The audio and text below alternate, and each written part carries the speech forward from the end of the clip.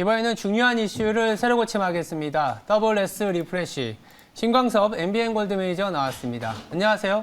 네, 안녕하세요. 신경수입니다. 네.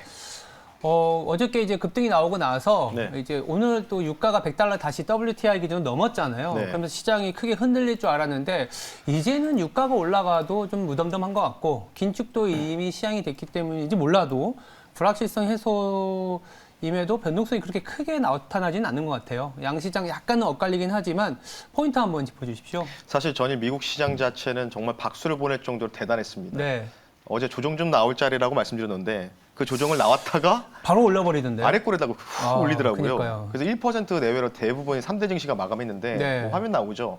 정말 강했습니다. 아, 이래서 천조국이다라고 할 정도로 네. 대단하다라고 했는데 그만큼 이제 사실 우리나라 증시 자체도 오늘 어느 정도 갭이 좀 뜨면은 조금 우리가 좀 차익을 좀 봐야 되는 구간이 왔다라고 생각했는데 네. 딱 우리나라 시장 할 때 갑작스럽게 미선물이 좀 툭 빠졌죠. 이유는 정말 지겹네요. 우크라이나 러시아 관련된 부분에서 미 국방부에서 논평이 나왔는데 예.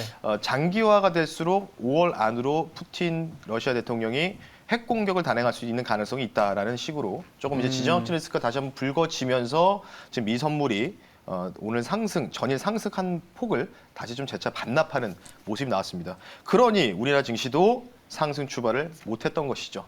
하지만 그에 대비해서 오늘 등락 비율을 봤을 때 종목들의 흐름은 그렇게 전체적으로 나쁘지 않습니다. 워낙 2월 달부터 해가지고 시장 하락이 너무나 많이 나왔고 그때 지수 자체는 사실 그렇게 많이 빠진 경우는 없었지만 등락 비율이 코스피 코스닥 합쳐서 2,400개 가까운 종목 중에서 100개 상승 나오고 나머지 하락 나왔거든요. 근데 오늘 같은 경우에는 그래도 절반 이상 정도는 올라가는 무난한 장세. 이렇게 좀 볼 수 있기 때문에 오늘 개인적으로 증시 포인트를 말씀드리면서 조금 해결 팁을 좀 드리면 저 같은 경우에는 포지션은 오늘 일부 현금을 좀 많이 챙겨놨습니다. 네. 수익을 좀 많이 챙겨놨어요. 이유는 주말에 대한 불확실성이 저는 좀 있다고 좀 생각하고 있기 때문에 그리고 오늘 미국의 내마녀의 날이죠.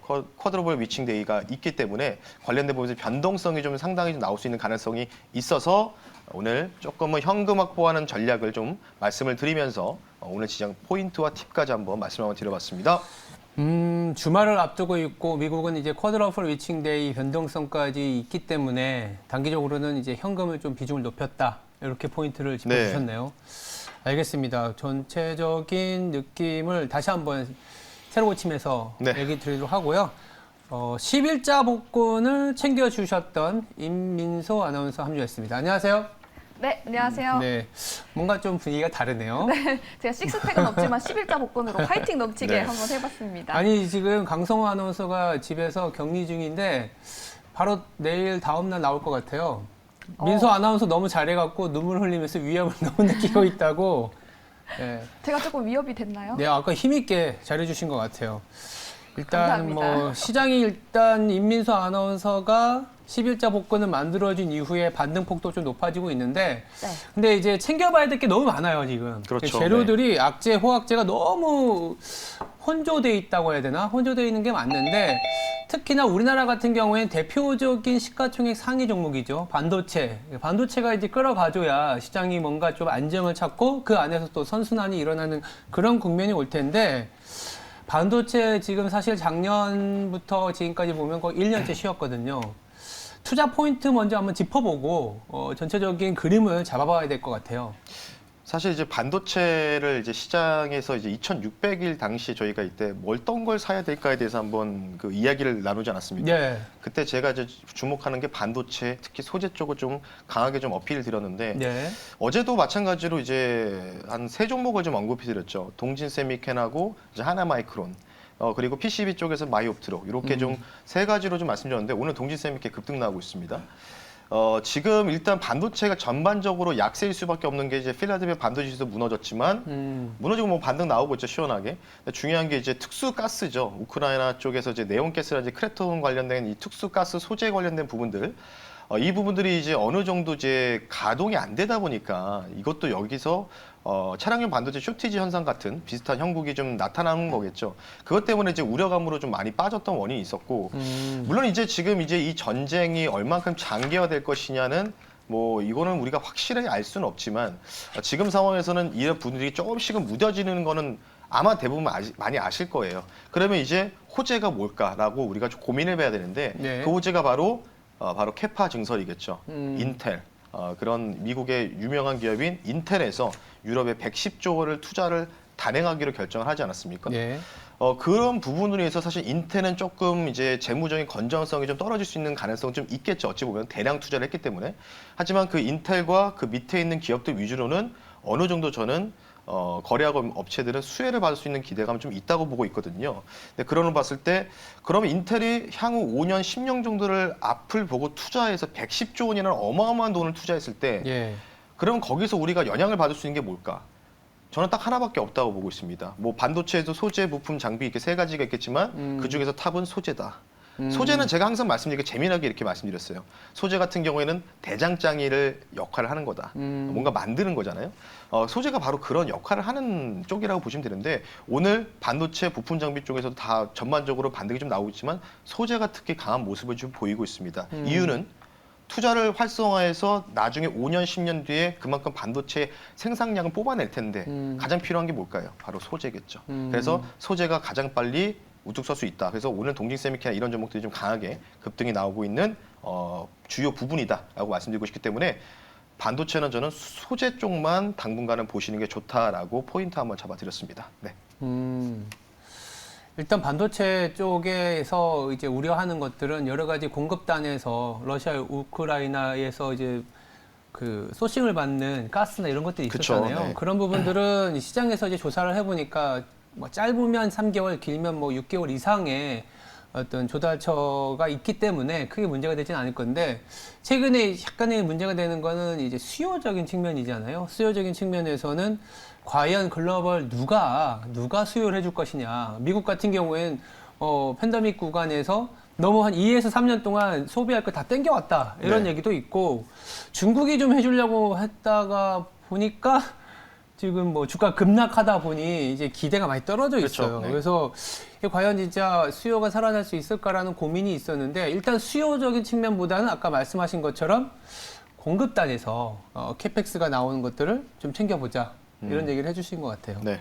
네, 알겠습니다. 그러면 혹시 여기서 또 궁금해지는 게 있는데 반도체 관련해서는 지금 대형주를 담아야 될까요? 아니면 중소형주 위주로 담으면 좋을까요? 사실 그게 가장 고민이 많으실 거예요. 사실 네. 어찌 보면. 그러니까 저 같은 네. 경우에는 삼성전자, 하이닉스 이 정도 가격이면 죽지는 않겠지 사놔야 되는 거 아니야 이런 물려도 생각도 되겠다, 있거든요. 약간 이런 근데 생각이 좀 너무 들어요. 많이 기다려야 네, 되는 그쵸. 거라는 시간도 있어서 그래서 일단은 기본적으로 삼성전자, SK하이닉스는 앵커님도 아시겠지만 시가총액 1등과 3등을 담당하는 종목이지 않습니까? 네. 그렇기 때문에 이 코스피 200의 시총 비중이 한 25% 정도 내외되거든요. 뭐 조금 줄어들었을 거면 삼성전자 많이 빠졌으니까. 그러면 그 종목들 위주로만 지수 추종을 할 수 있다는 거예요. 결국 패시브라고 보면 되는데 네. 그래서 사실 삼성전자나 SK하이닉스, 전자닉스가 어려운 종목입니다. 쉬워 보이면서 어려운 종목이다. 근데 저희가 지금 말씀드리는 게 경기선행지수라든지 이런 수출 데이터가 아직은 확고하게 3,300이 있던 시절, 작년 5월, 6월 달 시절보다 많이 하회를 하고 있죠. 그렇죠. 언제 U자형으로 돌릴지는 모르겠습니다. 조금 잠잠해지면은 그때 뭔가 좀 탄력적으로 움직일 수 있는 가능성이 있는데 네. 근데 그래서 제가 전자닉스 투자를 조금은 제외하시라고 말씀을 드리는 거예요.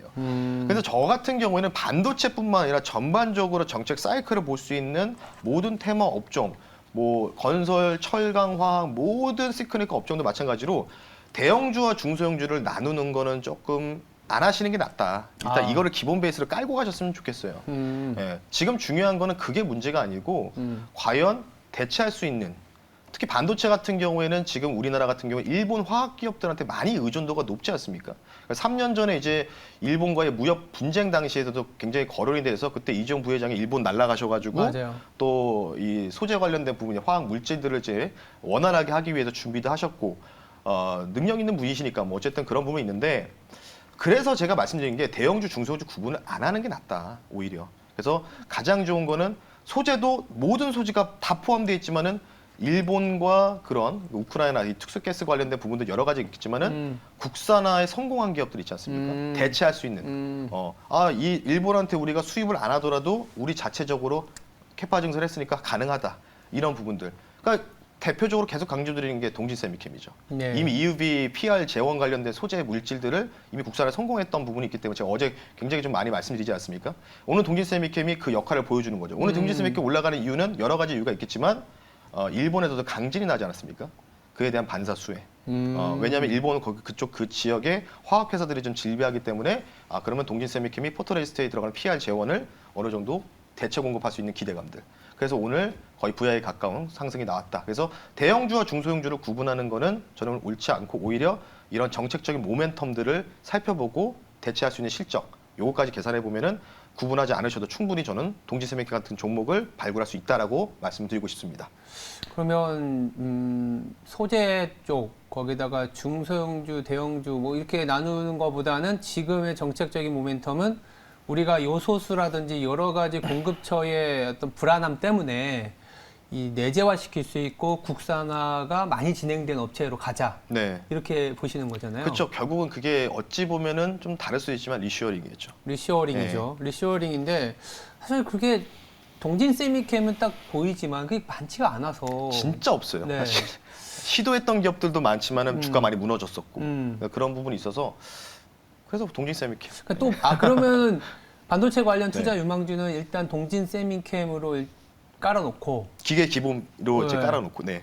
또 없을까요?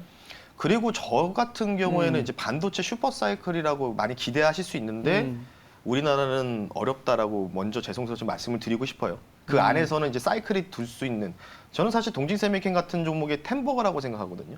유일하게 반도체 쪽에서는 뭐 전반적이 있죠. 동진 세미캠이 하는 역할 자체가 이 포도레지스트라든지 그리고 두 번째는 2차 전지에 필요한 소재죠. 양극 물질 관련된 부분들이겠죠. 같이 더불어서 하고 있고 증설만 이슈만 터지면은 추가적으로 주가 상승 나올 수 있다. 이제 시작이라고 보고 있다라고 좀 보시면 좋을 것 같고요. 그럼 두 번째는 뭘까요? 저 같은 경우에는 미국은 반도체 사이클이 슈퍼 사이클이 다시 올 수도 있겠지만 예. 우리나라는 다른 쪽으로 올 겁니다. 바로 회로기판 쪽이죠. PCB. 이쪽으로 좀 볼 수 있기 때문에 그래서 대부분 대덕전자, 신택 다 아실 거예요. 매년마다 증설하고 작년에도 증설 2번 정도 진행했고 워낙 많이 아시기 때문에 그래서 제가 뭐라고 했죠? 불량률을 테스트할 수 있는 검사할 수 있는 장비 업체죠. 바이 옵트록이라는 강소 기업도 있다. 그래서 그쪽도 오늘 5에서 6% 정도 강하게 상승이 나오고 있습니다. 지수가 보합인데도 불구하고도요. 물론 오늘 대덕전자 이런 거 좀 잘 가고 있지만 이거는 이제 충분한 이 반사 수혜는 중국 관련된 반사 수혜겠죠. 예. 중국이 일단 선전에서 18일 날 그 해제 조치가 들어가고 있지 않습니까? 근데 또 지금 또 오늘 그 중국 건강관리위원회에서 발표된 자료 보니까 네. 또 확진자가 지난번에 어제 화면 보여드렸죠.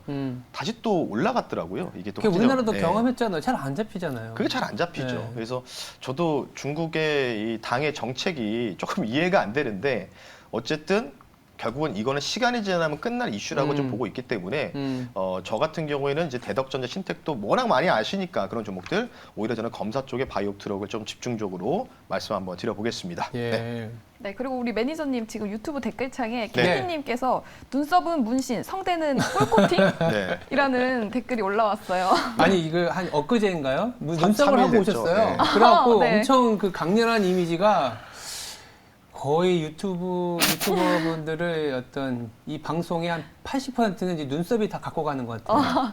근데 지금 굉장히 자연스러워지신 것 같은데요? 조금 빠졌습니다. 근데 눈썹이 자리를 잡으니까 시장이 자리 잡았다 이런 얘기들도 있어서 자리 잡은 건 나쁘지 않은 것 같아요. 그래서 오늘 그렇죠. 이 반도체만 놓고 보더라도 모든 업종이 사실 호재도 있고 악재도 있잖아요. 근데 극명하게 갈리는 게 이제 반도체다 보니까 호재와 악재 속에서 그래도 우리가 찾아볼 아이디어는 결국 동진 세미캠처럼 나아갈 수밖에 없는 방향. 투자에서 꼭 필요하고 국산화가 더 많이 진척되어 있는 이 종목을 갖고 기준을 갖고 네. 반도체 한번 접근해보자. 이렇게 좀 정리가 될 수 있을 것 같습니다. 그렇다면 두 번째 세로 고침으로 좀 넘어가 보면 사실 두 번째 세로 고침은 기대감이라고 해봤는데 네. 주가가 항상 기대감으로 오르죠. 기대감으로 오는데 뭐 그쵸, 실적 네. 때문에 오르기도 하고 여러 가지 다른 이슈도 있지만 최근에 이제 기대가 많이 유입이 되는 게 아무래도 새 정부가 이제 들어설 거고 오늘 또 보니까 현판식을 했더라고요. 그쵸. 예, 네. 그래서 그 현판식을 하면서 본격화될 수 있는 차기 정부의 어떤 정책, 그에 따르는 수혜 이런 것들 찾아가는데 오늘은 약간 눌리지만 최근에 좋아지는 게 뭐 메타버스라든지 미래차, 더불어서 로봇 이런 4차 산업혁명이라고 명명하는 업종들이 굉장히 좋거든요. 네. 이런 상승세가 계속 진행이 될지 이거 한번 짚어봐야 될 것 같아요. 5월 10일까지는 계속 유효하다. 그러니까 FMC에서 빅샷만 안 나오면은 무난한 장세. 그러니까 순환매 계속 돌아갈 겁니다. 네. 그렇게 일단 기본적인 전제를 좀 깔고 가시면 좋을 것 같고요. 제 화면을 보면서 다시 한번 이 자료 한번 보여드릴게요. 네, 한번 보여드릴 텐데 네. 지난번에 보여드렸죠. 정견연, 전국경쟁연합회에서 네. 이번 윤석열 정부에서 뭔가 기대할 수 있는 이 예산 관련된 지원 분야 설문조사를 하니까 여기 검정색으로 이제 빨간색이 되는 게 AI가 1위입니다. AI가 1위. 그러니까 그래서 제가 어제 상반기 키워드가 최소한 AI와 로봇이다라고 말씀드렸고요. 두 네. 번째가 뭐냐면 전기차, 자율주행, 미래자동차 관련된. 그러니까 오늘 자율주행 굉장히 강하지 않습니까? 그럼 계속 돌고 도는 거예요, 여러분들. 그럼 다음은 이제 보면은 차세대 반도체, 시스템 반도체겠죠. 거기 디스플레이. 그리고 나서 바이오에스, 로봇, 2차 전지, 수소 이렇게 순서대로 되어 있기 때문에 그러면 앞으로 정책적인 모멘텀에서 어느 정도 추가적인 상승이 기대될 수 있고 순환매가 돌 수 있는 거는 당연히 1위겠죠. AI, 로봇. 네. 그렇게 말씀드리고 어제 같은 경우에 JLK 제가 한 14% 급등 나오고 있는 구간에서 PT점을 설정해가지고도 어제 거의 상한가 근처까지 갔다가 밀렸거든요. 네. 20%, 21%에서 종가 마무리했어요. 지금도 거기서 견고하게 유지를 하고 있지 않습니까? 네. AI 국내 최초 의료 플랫폼 담당한 기업이잖아요. 그러니까 그런 부분을 좀 봤을 때 AI 쪽이 또 플랫폼과 딥러닝 같이 서비스 영위하고 있는 기업들이 계속해서 불거져 나올 가능성이 있고요.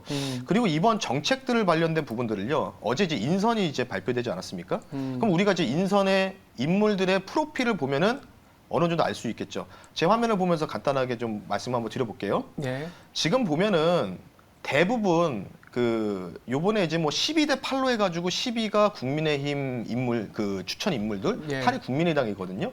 보시면 이분 같은 경우에 유웅한이라는 경제 2분과 인수위원인데 광운대학교 컴퓨터공학과 요 유명하지 않습니까? 대부분 삼성 쪽으로 다 취직하거든요. 네. 예. 카이스트 전기공학과, 인텔 엔지니어 출신, 현대자동차 연구소, 삼성 반도체 사업부 상무. 그리고 카이스트 쪽 출신 교수분들, 소재 분야들 여러 가지가 다 포진돼 있어요. 그러니까 시스템 반도체, 차세대 반도체 관련된 미래 분야에 대해서 어느 정도 추진력을 갖고 정책을 마련하겠다는 의지가 대폭적으로 나오고 있는 인선이었거든요. 그러니까 그런 걸 봤을 때 우리는 이런 인물들의 프로필을 보면 어느 정도 알 수가 있는 거죠. 네. 그래서 제가 볼 때는 반도체는 기본적으로 깔고 가는 분야긴 하지만 그 안에서 로봇과 미래차 메타버스가 탄력적으로 붙지 않습니까? 근데 중요한 거는 최근에 메타버스가 좋은 분위기 형성하고 있는 건 맞아요. 네, 전에 미국 시장에서 제가 로블록스 가지고 있다고 포지션 말씀드리지 않습니까? 예. 어제 로블록스 10% 급등 나왔거든요. 중요한 건 이거예요. 5월 4일 FMC까지는 그 성장주의 끝판왕들의 장세는 계속된다. 순환매 돌면서 거기다 정책 이슈까지 붙으면은 추가적인 상승이 가능하지만 과연 메타버스가 이 메타버스 관련주인 로블록스나 뭐 이런 양자 역학 관련주들이 미국 시장에 상장 있는 기업들이 5월 이후에 갈 수 있을까요, 여러분들? 저는 힘들다고 보고 있습니다. 이유는 매달마다 금리 인상이 들어가면 고밸류로 측정되어 있는 대표적인 로블록스는 반등 이후에 재차 하락할 수밖에 없습니다. 그런 부분을 좀 봤을 때 제가 로블록스라고 일부러 포지션을 노출한 이유는 제가 로블록스를 매도하는 시점이 아마 우리 국내 시장의 성장주에 대한 단기 반등이 마무리되는 시점이 되지 않을까 이렇게 생각하는 차원에서 말씀드렸기 때문에 관련된 부분들 여러분들 참고를 하시면 좋을 것 같습니다. 처음에 메타버스 얘기할 때는 또 우리 임민서 아나운서가 좋아 이런 분위기였다가 5월 되면은 이제 성장주 끝난다 얘기하니까 또 끝나는 건 아닌데 표정이 안 이제 못 좋아지셨어요. 간다는 거죠. 저기 치고 가기가. 예, 네. 그렇게 좀 말씀드리는 제가 거죠. 사실 메타버스 가지고 있거든요. 그니까 너무 슬픕니다. 작년 말에 그 높은 데서 이렇게 딱 잡으셨다. 고점에서 잡았거든요. 높은 데서요? 네, 아직도 수익 못 보고 있습니다. 이렇게 장이 좋은데. 근데 오히려 그러면 지금 3월 중순인데 네. 5월 뭐 FOMC까지라고 하면 한 달 반 정도 남아 있잖아요. 네. 그러면 이 구간에서는 지금 기대감을 갖고 있고 여러 가지 정책이 나오는 그런 성장주 이쪽에 많이 관심을 가져야겠네요. 우리가 아까도 말씀하셨지만 AI도 있고 뭐 전기차 우리가 흔히 얘기하는 4차 산업혁명과 관련된 모든 섹터들이 다 거론될 건데 앞으로 또 새롭게 주목받을 섹터들이 뭐가 있을지가 참 궁금해요. 그래야 또 선순환을 우리가 잘 타고 갈 수 있잖아요. 그렇죠. 일단은 뭐 굉장히 결국은 이제 정책적인 모멘텀들이 얼만큼 유효하느냐. 사실 이제 미국의 로블록스가 이제 성장주 끝판왕이지 않습니까? 예. 그 로블록스와 뭐 우리나라처럼 뭐 맥스트라든지 뭐 자이언트 스텝 뭐 여러 가지 종목들이 많아요. 근데 물론 이제 로블록스가 거의 대장이죠. 실질적으로 점유율도 그렇고. 근데 중요한 거는 이 종목들이 미국 로블록스보다 더 탄력적으로 움직일 수 있는 가능성은 있겠죠. 이유가 뭐냐면 바로 인수위원장 안철수의 모멘텀이다. 이렇게 좀 평가를 하고 싶고요. 물론 이제 어떠한 일들이 어떠한 또 코멘트가 나올지는 저도 예측할 수가 없습니다. 이제 현판 달고 시작을 하는 분위기지 않습니까? 그렇죠. 그러면 이제 다음 주부터 조금씩 뭔가 이제 코멘트들이 나올 거란 말이겠죠. 인선위원들의 이제 관련된 부분의 코멘트들이. 그러면 어느 정도 미국 로블록스보다는 조금 더 추가적인 상승은 저는 충분히 가능하다. 이유는 정책적인 모멘텀. 그리고 지금 지수 자체가 아시다시피 몇 번의 테스트를 거쳐서 2600이라는 강력한 지지 라인을 한번 테스트를 몇 번이나 하지 않았습니까? 예. 여기서 뭔가 3차 세계전으로 불거지는 가능성만 없다고 한다면 뭐 계속해서 2600, 2900 사이에서는 계속 액티브 장세. 그러면 5월까지는 뭔가 우리가 이 성장주에서 뭐 메타버스라든지 2차 전지 이쪽에서는 최대한 우리가 수익을 좀 많이 뽑을 수 있는 이제 섹터가 저는 충분하다고 보고 있어요. 예. 그래서 그런 부분 봤을 때 앞으로 제가 어제도 말씀드렸잖아요. 건설, 리오프닝, 경기재개, 그리고 AI, 로봇, 그리고 이제 이 반도체 미래차 관련된 4가지 분야를 말씀드렸는데 5월 10일까지 계속해서 이쪽 올라가면은 일단은 매도하시고 그럼 눌렸을 때 지금 건설주들은 좀 눌리지 않습니까? 그럼 다음 주에도 건설주 제가 또 한 종목 가지고 나올 수 있겠죠. 눌렸을 때는 그런 부분을 봤을 때 지금 로봇주나 이런 종목들은 최근에 치고 갔으니까 이격이 좀 발생해야 돼 조정이 필요할 거고 그러니까 순환매 4가지 섹터에 대한 순환매 그리고 윤석열 당선인 분과 안철수 인수위원장 분의 이 코멘트 그분들의 입을 집중적으로 보시면은 어느 정도 우리는 수익을 충분히 낼 수 있다. 5월 달까지는 그렇게 좀 말씀드리고 싶습니다. 저는 사실 리오프닝이 계속 좋을 줄 알았거든요. 그래서 제가 매경에서 밤에 스치면 상한가라는 데서 수익률 대결을 하고 있어요. 네, 명민준 아나운서. 네, 맞아요. 그래서 리오프닝 관련주를 담았었거든요. 네. 근데 제가 담으니까 잘 안 가더라고요. 음. 잠시 외면을 좀 받고 있는 것 같은데 리오프닝이랑 에너지 관련해서는 어떻게 전망하시는지 또 궁금하거든요. 이미 다 많이 말씀을 드렸어요. 그러니까 리오프닝은 지금 경기가 아직은 조금 축소 국면에 있다 보니까 이게 좀 탁 뻗어나가야 되는데 아직 그건 모르지 않습니까? 그러니까 그런 부분이 있기 때문에 지갑이 쉽게 열릴 수 있는 섹터 이쪽만 집중적으로 보셔야 되고 앞으로 거리두기 완화라든지 리오프닝 관련된 정책적인 변화는 제한적이지 않습니까?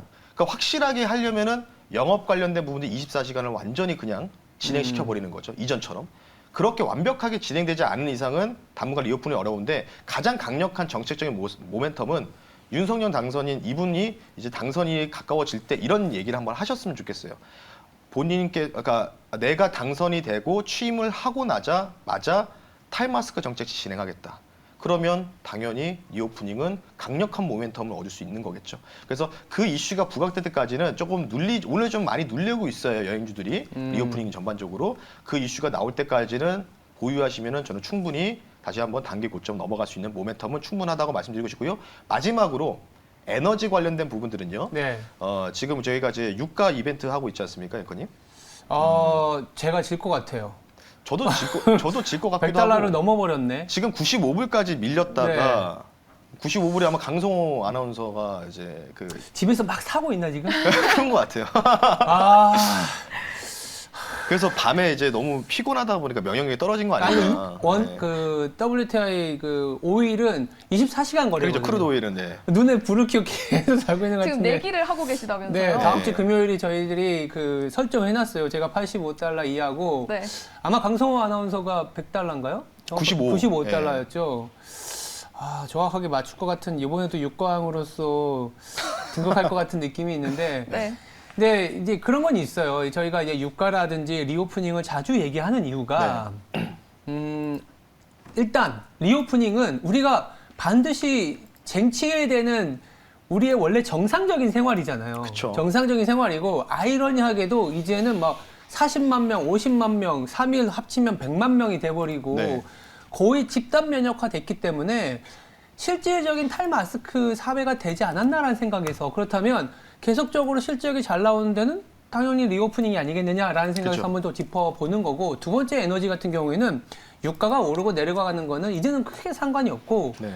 러시아가 주는 우리한테 주는 큰 시사점은 뭐냐 뭔가 에너지가 자립이 되지 않거나 에너지의 어떤 소싱이 불안정하게 되면 큰일 날 수가 있겠구나. 그렇죠. 그래서 에너지 투자는 이럴 때 더 많이 해야 된다. 네. 이런 얘기를 했는데 최근에 약간의 어떤 변동성이 있다 보니까 시장에서는 좀 아직은 좀 이거 가는 거 맞아? 이런 생각이 있는 것 같아요. 근데 저희들은 에너지는 계속 보자. 그쵸. 이런 생각이잖아요. 그러니까 올해는 제가 그냥 러시아랑 우크라이나 침공하면서 인플레 이거 쉽게 못 잡힙니다. 연말까지. 이게 어쩔 수가 없다. 장기화되든지 그거는 뭐 저도 국제적인 전문가가 아니기 때문에 모르겠지만 그게 이제 연준에서도 스탠스가 나온 거죠. FMC에서. 25bp밖에 이제 인정을 못했던 부분이 있었겠죠. 그러니까 그런 부분을 봤을 때 에너지는요. 한 종목은 무조건 한 종목 편입하시고 가셔야 됩니다. 예. 예. 그리고 제가 얼마 전에 CS 베어링 한 3일 전인가요?